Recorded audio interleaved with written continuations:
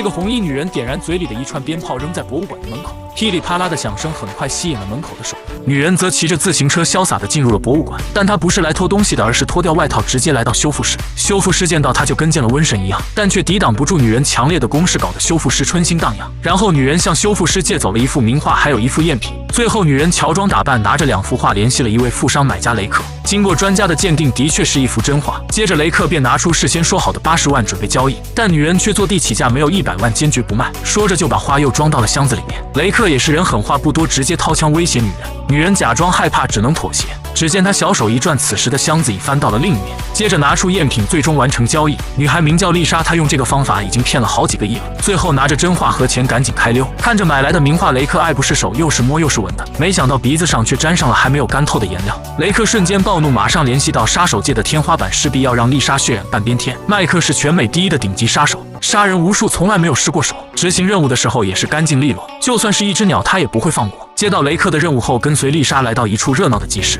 发现丽莎边走边偷，手法非常的熟练，喜欢什么就拿什么。最后发现丽莎走进一间更衣室，麦克抬手连开3枪解决掉目标后，准备收工回家，不料一转身，丽莎从另一边走了出来，而且还换了衣服。麦克直接懵了逼，因为这是他第1次杀错目标，无奈的他只能再次跟了上去。结果丽莎从白天逛到黑夜，麦克一直找不到机会下手，最后跟着丽莎来到一家酒店，麦克急忙爬到对面的楼顶，架起狙击枪瞄准对面屋里的丽莎，正准备射击的时候，突然一个男人进来，直接抱住丽莎，而且还关了灯。麦克无奈只能等待下一次机会，先拿出监听设备偷听目标屋内的动静，不料却被里面噼里啪啦的声音给整懵了。在无聊的等待中，只能擦擦自己的枪，自己和自己下棋，不料自己却睡着了。第2天一早，麦克突然从梦中惊醒，他急忙上前查看，发现丽莎正要出门。麦克拿起狙击枪瞄准大门准备射击时，他却犹豫了。看着这个活泼又性感的女人很有味道，自己单身50多年有了恋爱的冲动，脸上露出了色眯眯的笑容。回到家后，他被母亲一顿训斥。原来麦克一家是个杀手家族，从爷爷开始到现在从未失过手。母亲不想家族荣誉就此断送在麦克手里，为了挽回杀手家族的荣誉，麦克决定再次进行暗杀。这个男人是一名顶级杀手，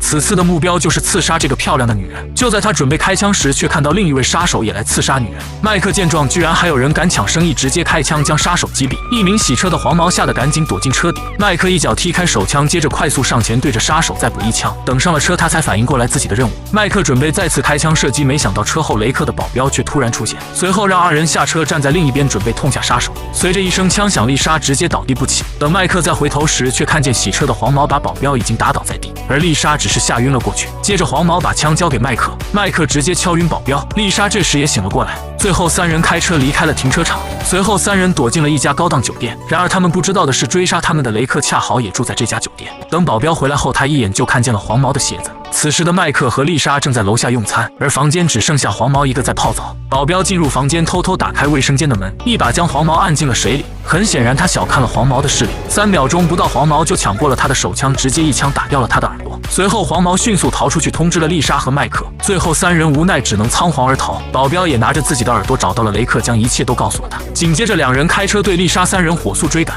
双方在闹市街头展开了一场精彩的速度与激情。好在丽莎的汽车足够小巧，在狭窄的街头巷尾穿梭自由，而雷克就没那么幸运，几个连续的转弯之后躲闪不及，直接撞上了路边的围墙。雷克更是因为没有系安全带被甩出车外，身负重伤。麦克为了躲开富商的追捕，只能逃往自己在郊外的一处别墅。晚上听说丽莎经常失眠，麦克鼓起勇气主动帮她捏脚，2人的感情也在这种暧昧的氛围中发生了变化。不知不觉丽莎也进入了梦乡，等她再次睁开眼睛，却看到一把尖刀直接刺向自己。丽莎吓得赶紧滚下床头，快速逃了出去。没想到这个老妇人正是麦克的母亲，她听说麦克违背了合约，正在被全城追杀，于是特意跑来想要替儿子干掉丽莎。母亲气愤地指责麦克玷污了家族的名誉，而麦克却告诉母亲，为了维护家族的名誉，他失去了更多更宝贵的东西。母亲听完也陷入了沉思。经过此事后，2人的感情再次升级。当晚2人终于跨越了最后一道防线，此处省略500字。与此同时，雷克的保镖被撞成了植物人，而他自己也被摔得半身不遂。他请来了全美第2的杀手，是要让麦克和丽莎血染半边天。这个躺在医院的男人是一名黑帮老大，他不惜重金请来全美排名第2的杀手，要将弄残自己的麦克彻底解决。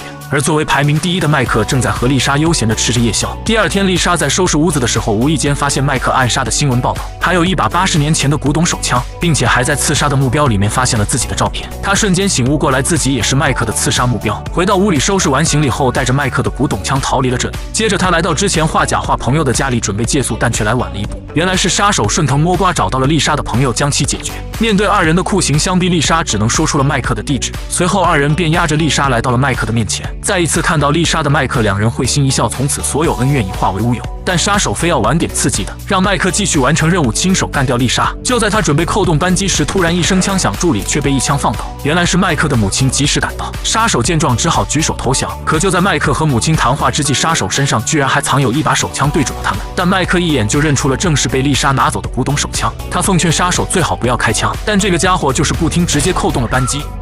原来这把手枪年久失修炸了膛，事后几人埋掉杀手的尸体，同时也埋葬了麦克的身份。几年后，麦克和丽莎的孩子都已长大，一家人过上了不可描述的幸福生活。电影至此结束。